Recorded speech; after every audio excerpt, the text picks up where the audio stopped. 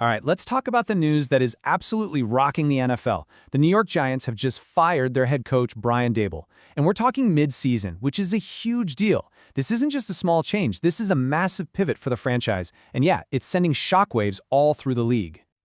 And look, you know this wasn't a decision they took lightly. The owners, John Mara and Steve Tisch, they put out this joint statement. And this line right here, wow, it just cuts right to the heart of it, doesn't it? They're basically looking at the entire fan base and saying, we get it. We're just as frustrated as you are, and we're not going to stand for it anymore. Okay, so here's how we're going to break this whole thing down. First, we'll cover the coaching change itself. Then, we'll get into the anatomy of the firing, like why this happened. After that, we'll look at who's in charge now. And finally, we'll talk about what's next for the Giants. Sound good? Let's dive in. All right, let's jump right into Section 1. What's the official story here? What actually happened to bring the Brian Daboll era to such a sudden end? So here's the bottom line. The Giants start the season 2-8, which is, a total disaster. And that's it. Brian Daboll is out. So who's stepping up? It's the offensive coordinator, Mike Kafka. He's now the interim head coach, and man, he has a huge job ahead of him trying to turn this ship around. And if you're wondering about the numbers, here it is. 20, 40, 1. That's 20 wins, 40 losses, and 1 tie. That was his final record with the Giants. And let's be real. In the cutthroat world of the NFL, that's just not going to cut it. Being 20 games under .500? Yeah, that's pretty much a guaranteed ticket out the door for any coach. But okay, how did it really get to this point? Because, a firing like this, it's never just about one single number. It's about a pattern, right? So let's kind of retrace the steps here and see how we got to this dismissal. And man, this timeline, it really tells the whole story, doesn't it? It's like a roller coaster.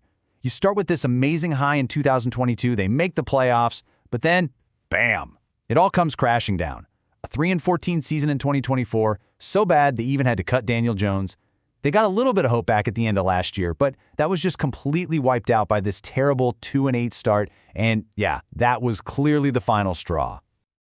Now, if you really want to understand the kind of pain Giants fans have been going through, just look at this number, 4.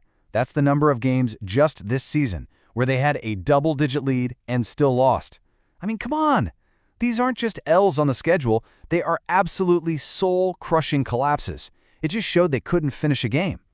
And then came the game that broke the camel's back. That loss to the Chicago Bears. It was their 4th loss in a row.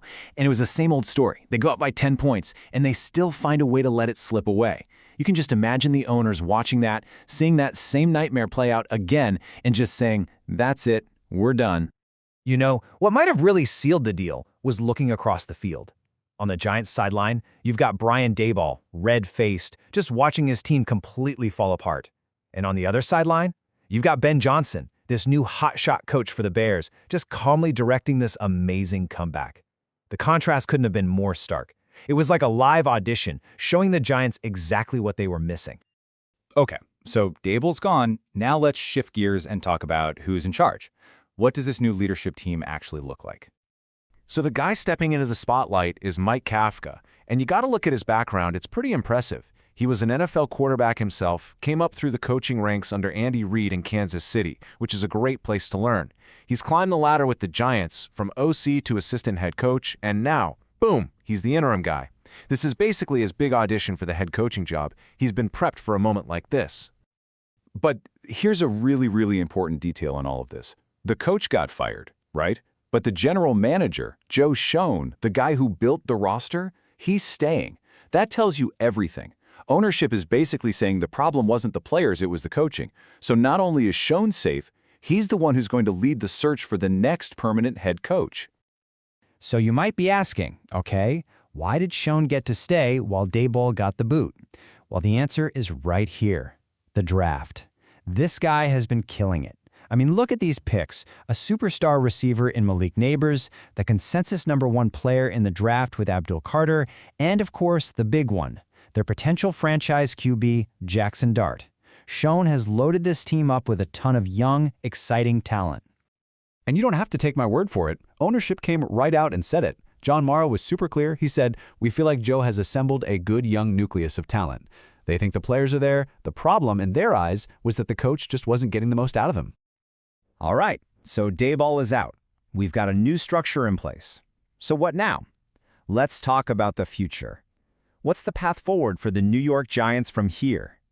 Honestly, it all boils down to one guy, the rookie QB, Jackson Dart.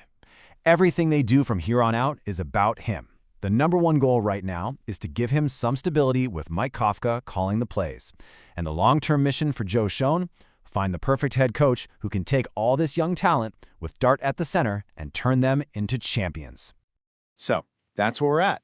And it all leads to this one big question.